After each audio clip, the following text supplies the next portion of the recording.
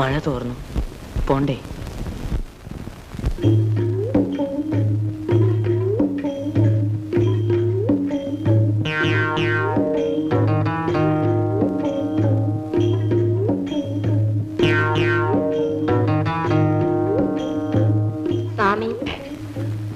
സ്വാമി, എനിക്കൊരു കാര്യം അറിയാനുണ്ടായിരുന്നു.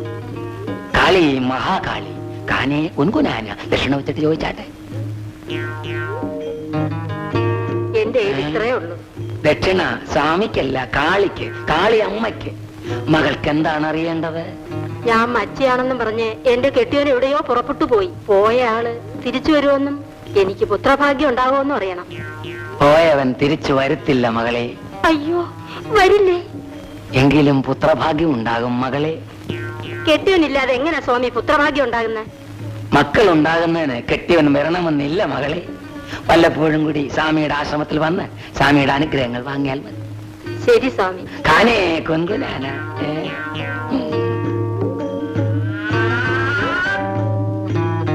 സലാം സ്വാമി.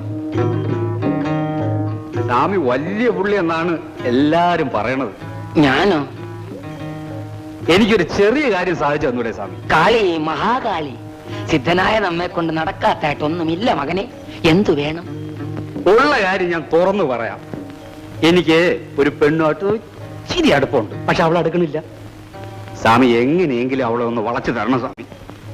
കാളി, മഹാകാളി, കാര്യം നടക്കും. നടക്കൂ? അല്പ പണച്ചെലവുണ്ട്. എത്ര രൂപ വേണ്ടി വരും സ്വാമി? 25 രൂപയ്ക്ക് കാര്യം ശുഭം. എന്റെയുള്ള 7 രൂപ ആയിരിക്കും. ബാക്കി ഉടനെ എത്തിക്കും. പിന്നെ കാര്യം നടന്നില്ലെങ്കിൽ സ്വാമിയുടെ ആപ്പീസ് ഞാൻ പൂട്ടിക്കും. സ്വാമിയുടെ ആപ്പീസ് നേരത്തെ പൂട്ടിയിട്ടിരിക്കാം മകനെ. കാനേ കുൻകുനാന.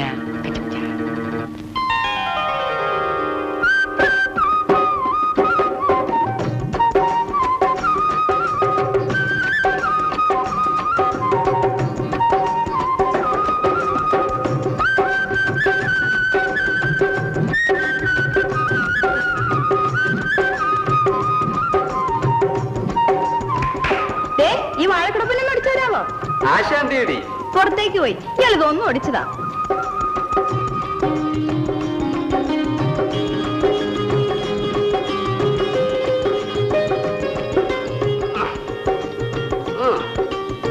കിട്ടുന്നില്ലല്ലോ. ഒരു കാര്യം ചെയ്യും, ഞാൻ പൊക്കിത്തരാം. നീ ഓടിച്ചോ.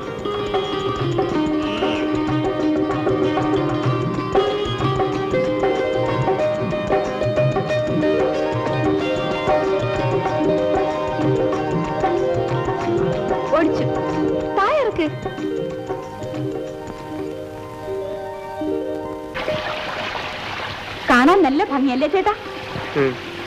നമുക്ക് ഈ ആറ്റിലിറങ്ങി ഒന്ന് കുളിക്കാം. വേണ്ട. എന്ത് പറഞ്ഞാലും വേണ്ട വേണ്ട. ആണ്ടിൽ ഒരിക്കലാ വരുന്നത്.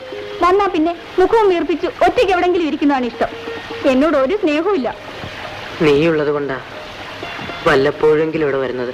എനിക്കറിയില്ലേ, ഞാൻ വെറുതെ പറഞ്ഞതല്ലേ ചേട്ടാ. വരൂ, നമുക്ക് അമ്പലത്തിലേക്ക് പോവാം. ഞാനൊരു നേർച്ച നേർന്നിട്ടുണ്ട്. എന്തിന്? അമ്മാവന്റെ മനസ്സ് മാറാനും ദീപേട്ടന്റെ സന്തോഷത്തിനും വേണ്ടി.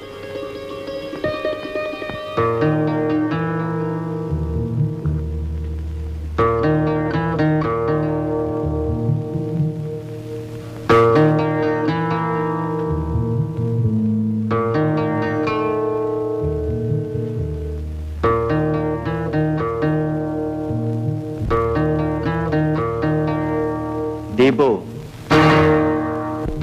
പണത്തിന് ആവശ്യമുണ്ടെങ്കിൽ മാനേജറോട് ചോദിച്ചാൽ മതി. എനിക്ക്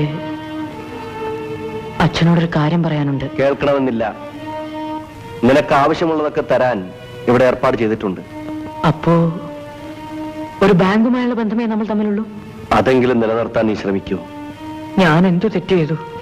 തെറ്റ് ചെയ്തത് ഞാനാണ്. നിനക്ക് ജന്മം തന്നു, പിന്നെ നിന്നെ ഇതുവരെ വളർത്തി. ഇത് രണ്ടും എന്റെ കുറ്റം കൊണ്ടല്ല. സമ്മതിച്ചു. അതിന്റെ ശിക്ഷയും ഞാൻ അനുഭവിക്കുന്നുണ്ട്. ഞാൻ വിശദീകരണം ആവശ്യമില്ല, പൊയ്ക്കോളൂ. അമ്മയെ കൊന്നു, അച്ഛനെ കൊല്ലാതെ കൊല്ലുന്നു. എല്ലാം നശിപ്പിക്കാൻ പിറന്ന ചെകുത്താന്റെ സമയം. Devil of a bitch.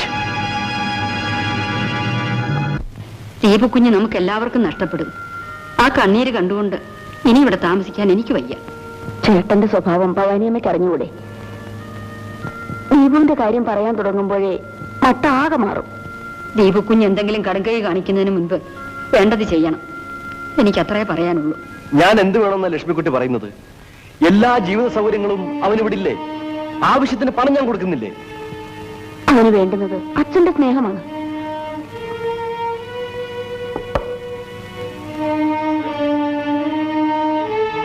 എനിക്കൊരു അപേക്ഷയേ ഉള്ളൂ. ചേട്ടൻ അവനെ നശിപ്പിക്കരുത്. എല്ലാ നാശവും അവന് വേണ്ടി സ്വയം ഏറ്റുവാങ്ങുന്നവനാണ് ഞാൻ. അല്പം കൂടി ദയ കാണിക്കൂ ചേട്ടാ. അത് കാണിക്കുന്നത് കൊണ്ടാണ് ആ ചെകുത്താൻ ഇന്ന് ജീവനോടെ ഇരിക്കുന്നത്. ഇല്ലെങ്കിൽ അവന് ഞാൻ വെടിവെച്ചു കൊല്ലുമായിരുന്നു.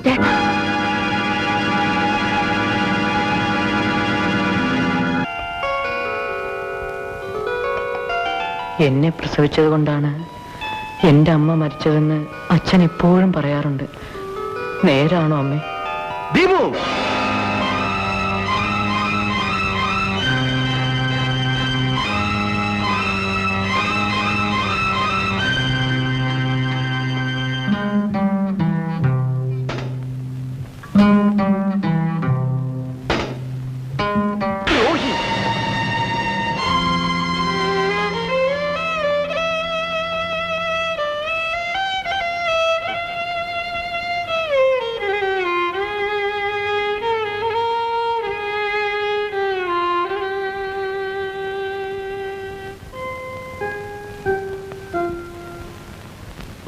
വെറുതെ എന്തിനാ അമ്മാവനുമായിട്ട് വഴക്കിന് പോകുന്നത്?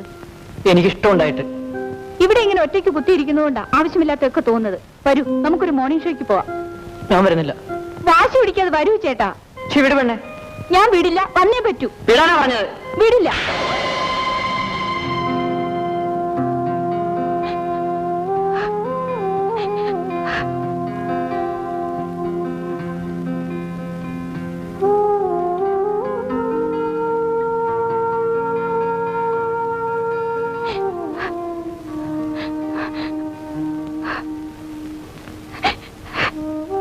സന്ധ്യ, എന്നോട് പിണക്കമാണല്ലേ? ദീപേട്ടനോട് ക്ഷമിക്ക്. അപ്പോഴത്തെ ദേഷ്യത്തിന് ഞാൻ അറിയാതെ തല്ലിപ്പോയതാ. നിനക്ക് വല്ലാതെ വേദനിച്ചു കാണും. ഞാൻ ഇനി ദീപേട്ടനെ കാണാൻ വരില്ല, വേണ്ടത്തുമില്ല. ഇനി നീ എന്നെ കാണത്തില്ല സന്ധ്യ. നീ മാത്രമല്ല, ആരും.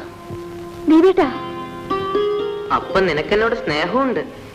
എനിക്ക് സ്നേഹിക്കാൻ എന്റെ ദീപേട്ടനല്ലാതെ മറ്റാരുമില്ലല്ലോ. ഞാൻ പറഞ്ഞാ നീ കേക്കോ? എന്തു പറഞ്ഞാലും. എന്നാലേ എനിക്കൊരു ഉമ്മതാ.